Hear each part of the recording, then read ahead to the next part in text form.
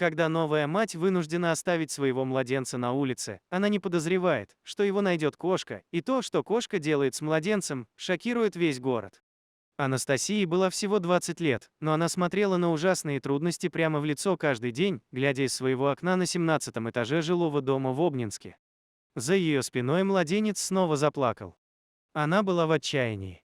Она потеряла работу непосредственно перед родами, и ей не хватило бы денег, чтобы пережить зиму, если она не получит деньги. У нее не было никого, на кого можно было бы полагаться, даже отец ее ребенка. Сергей начал красть ее вещи вскоре после того, как переехал к ней. Любые деньги, которые она зарабатывала, все равно оказывались в его кармане, а затем направлялись прямо на его наркозависимость. Младенец кричал, и Анастасия взяла его, прижала к груди.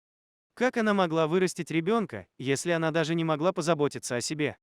Ее жизнь была сплошным беспорядком. Ее ум был смутен от финансовых проблем, а ее тело было слишком истощено, чтобы функционировать. Это не был способ воспитывать ребенка. Затем в ее уме начала мерцать мысль обернуть ребенка в одеяло и оставить его где-то, где его обнаружат другие люди. Так у ребенка будет шанс на жизнь, и Анастасия сможет привести свою жизнь в порядок. Она вытерла слезы, убедилась, что младенец чист, завернула его в 2 теплых одеяла и направилась к выходу. В то же время кто-то другой покидал ее квартиру. Маша была огромной пушистой кошкой и жила в огромном жилом доме в центре Обнинска. Она была хитрецом и любимцем среди жителей. Она никому не принадлежала, но все обитатели относились к ней так, как будто она была их собственной. Они кормили ее, давали ей игрушки, удостоверялись, что у нее достаточно одеял, где она спала в холле, и просто баловали ее. У Маши было все лучшее: свобода, которую она так любила, и в то же время огромная человеческая сеть безопасности, когда дела становились трудными. И сейчас предстояли трудности, как всегда, с началом русской зимы, особенно после первого снега. Ей нравилось бродить, но погода ограничит ее ежедневные прогулки на следующие несколько месяцев, просто потому что снаружи было слишком холодно. Но Маша не беспокоилась, у нее было 600 дверей, по которым она могла постучать, когда ей нужна была компания. Когда миссис Лава открывала стеклянные двери жилого дома в своем ежедневном рыночном походе, Маша выскользнула за ней. Она знала привычки миссис Ловы: старушка будет на рынке немного более часа, и Маша будет ждать у двери, чтобы ее впустили обратно, когда она вернется. Это даст кошке время отправиться на приключения без риска застрять на улице на длительный срок. Маша прокатилась по тротуару, как великодушный правитель Обнинска. Ее хвост был строго поднят вверх, и она шла жесткими ногами, как кошка на выставке. Ее язык высовывался, чтобы облизать снежинки с кончика носа. Да, Маша была самой счастливой кошкой во всем Обнинске. Но ее жизнь собиралась переплестись с чьей-то гораздо менее счастливой. Анастасия использовала несколько монет из своей сумки, чтобы оплатить поезд на другую сторону Обнинска. План сформировался в ее уме. Она хотела оставить ребенка в районе с большим количеством людей, и самое главное, это должно было быть место, где ее маловероятно заметят.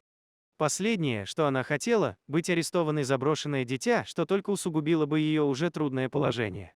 Она вышла на станцию, близкую к группе многоэтажных жилых домов. Анастасия прошла по главной дороге примерно милю, а затем заметила переулок рядом с рядом магазинов. Несколько минут она сидела на скамейке на автобусной остановке, оглядываясь по сторонам, держа ребенка у себя на груди. Слезы по-прежнему текли по ее щекам. Когда она была уверена, что ее никто не заметил, Анастасия скрылась в переулке возле тротуара. Она крепко обняла ребенка в последний раз и потом положила его на отброшенный картон. Ребенок крепко спал, полностью не осознавая страшной сцены, в которой он участвовал. Анастасия огляделась еще раз, затем подняла воротник, засунула руки в карманы пальто и направилась обратно к станции. Она была осторожна, чтобы не вызвать внимание своих соплеменников, но она не заметила, что кто-то еще подстерегал поблизости. Маша проверяла переулок возле мясной лавки на предмет крыс. Из всего, что она могла бы делать в отверстиях, охота на крыс была ее любимым занятием на час.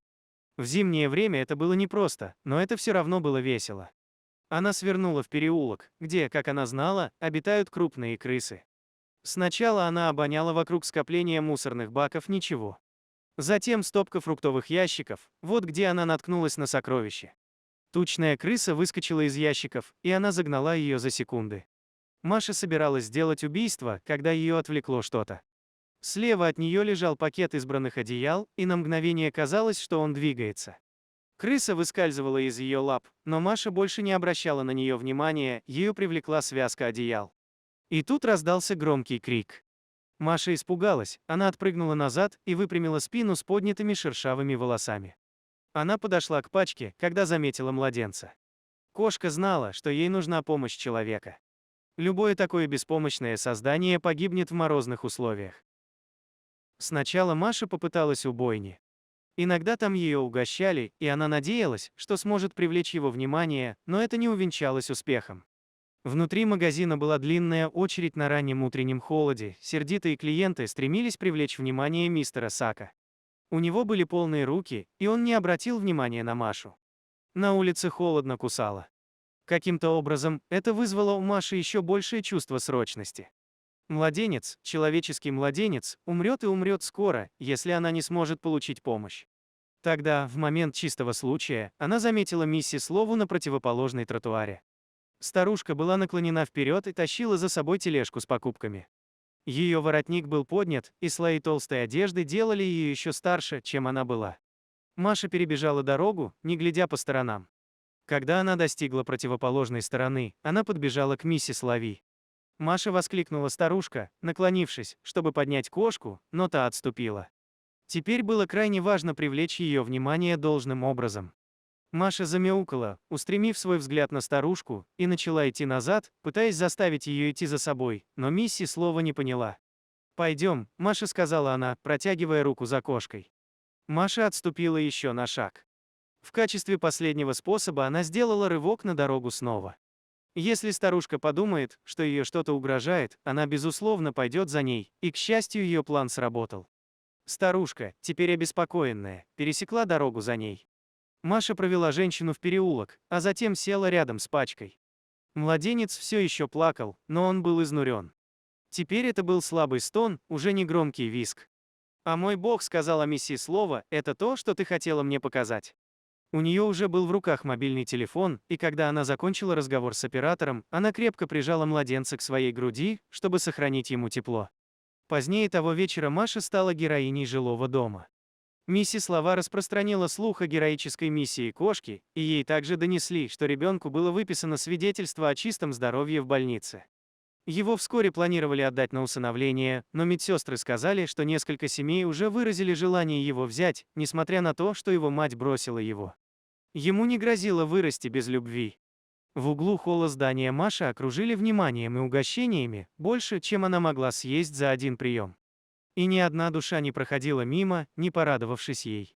Да, Маша, несомненно, была самой счастливой кошкой в Обнинске. Какая умная кошка! А вы бы когда-нибудь последовали за животным, пытающимся привлечь ваше внимание? Расскажите нам в комментариях. Спасибо за просмотр и увидимся в следующем видео.